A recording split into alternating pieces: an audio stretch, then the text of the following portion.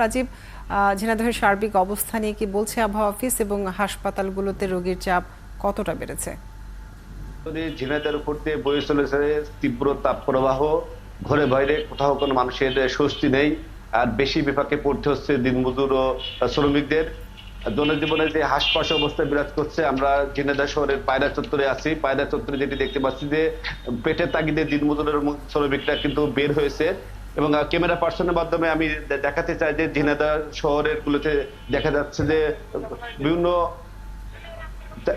বিভিন্ন চায়ের দোকান এবং ডাবের দোকান এবং শরবতের দোকানে সকাল থেকে কিন্তু মানুষের ভিড় আমি লক্ষ্য করেছি। এবং অনেকে ফুটপাতের দোকান বেশি বেচা কেনা করছে, অনেকে একটু স্বস্তির জন্য ছায়া জায়গাতে আশ্রয় নিচ্ছেন।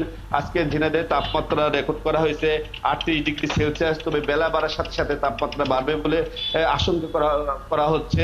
তবে শহরে প্রয়োজন ছাড়া মানুষ যেমন বের কম হচ্ছে, অনেকে আবার যে ডাব এবং শরবত পান করছেন পিপাসা নিবারণের জন্য। অত্যাধিক এই গরমে ফসলি জমির যেমন ক্ষতি হচ্ছে, তেমনি হাসপাতালে গরমজনিত রোগে অনেকে অসুস্থ হয়ে চিকিৎসা সেবা নিচ্ছেন। বেশিরভাগ শিশু বয়স্ক আক্রান্ত হচ্ছেন। তাছাড়া হিট স্ট্রোক, ডায়রিয়া, নিউমোনিয়া আক্রান্ত হচ্ছে করে 40 জন করে হাসপাতালের পক্ষ থেকে জানানো হয়েছে। কাজলী হাসপাতালের মেডিসিন বিশেষজ্ঞ ডাক্তার জাকির হোসেন এবং শিশু বিশেষজ্ঞ ডাক্তার আনোয়ারুল ইসলামের সাথে কথা বলেছি। তিনি কিছুক্ষণ আগে জানিয়েছেন যে প্রয়োজন ছাড়া কেউ ঘর থেকে বের হবেন না। বেশি বেশি তরল পানি এবং খাবার স্যালাইন খাওয়ার পরামর্শ দিয়েছেন।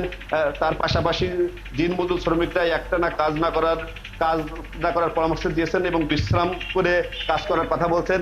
আমি কাজলী একজন রিক্সা চালকের সাথে কথা বলতে চাই। কখন বের হয়েছেন? সকালবেলা বের হয়েছি, প্রচুর গরম, মাথায় হিট হয়ে যাচ্ছে, ঘরে খাবার নেই, টাকা নেই, এখন বাইরে কাজের সন্ধানে বেরোতে হচ্ছে। এখন লোকও পাওয়া যাচ্ছে না, রিক্সাও সেরকম ভাড়া ভিতর নেই, খুব কম। ধন্যবাদ। আমরা একজন শরবত যিনি বিক্রি করেন কাজলী, তার সাথে কথা বলতে চাই। প্রতিদিন বেলা বাড়ার সাথে সাথে শরবতের দোকানে অনেক ভিড় লক্ষ্য করি। বেচা কেনা কেমন হচ্ছে? কত লোকজন আসে? ভালো বলবে কিনা, লোকজন ভালোই আসে, গরমের জন্য ভালোই চলে। লেবু শরবত ভালোই চলে গরমে। ঠান্ডা পানি খাওয়ার জন্য, লেবু শরবত খাওয়ার জন্য অনেক লোক আসে। বেচা কিনা ভালো। শুনছিলেন কাজলী যে ঝিনাইদহ শরবত এবং যারা ঘর থেকে বের হয়েছেন তাদের কথা। এই ছিল ঝিনাইদহের তাপমাত্রার সর্বশেষ অবস্থা। রাজীব, আপনাকে অনেক ধন্যবাদ যুক্ত থাকার জন্য। আপনি থাকুন আমাদের সাথে। আমরা জেনে নিতে চাই রাঙ্গাবালির খবর। যুক্ত আছেন কামরুল ইসলাম। কামরুল, জানাবেন যে তাপদাহে রাঙ্গাবালির জনজীবনে কতটা প্রভাব পড়েছে এবং আজ সেখানে তাপমাত্রা কত, আবহাওয়া অফিস কি বলছে, কতদিন এই তাপমাত্রা এই অবস্থা থাকতে পারে? শুকিয়ে যাচ্ছে স্বাদুপানের উৎস স্থলগুলো।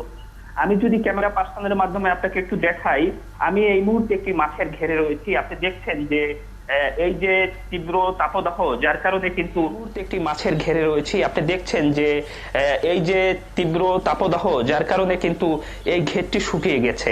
শুধু এই ঘের নয়, বেশিরভাগ স্থানে ঘুরে দেখেছি, বিশেষ করে চর অঞ্চলে কিন্তু এই পরিস্থিতি তৈরি হয়েছে। এর কারণ হিসেবে স্থানীয়রা বলছেন যে এই যে খরতাপের কারণে কিন্তু এই যে স্বাদুপানির যে উৎসস্থলগুলো রয়েছে সেগুলোর এই অবস্থা তৈরি হয়েছে। বিশেষ করে বিশেষজ্ঞরা বলছেন যে এই যে টানা যে তাপদাহ, যার কারণে যে স্বাদুপানির উৎসস্থলগুলো এখন শুকিয়ে যাচ্ছে, এর ফলে লবণাক্ততার স্তর উপরের দিকে উঠে আসছে। এবং কৃষিবিদরা বলছেন যে এই লবণাক্ততার স্তরগুলো উপরে উঠে আসায় কিন্তু ফসলের ক্ষতি হওয়ার একটি সংখ্যা রয়েছে। পাশাপাশি উৎপাদনও হ্রাস পাবে বলে বলছেন কৃষিবিদরা। পাশাপাশি কাজুরি, আপনাকে বলতে চাই যে এই পরিস্থিতিতে কিন্তু গবাদি পশু নিয়েও কিন্তু বিপাকে রয়েছেন স্থানীয়রা।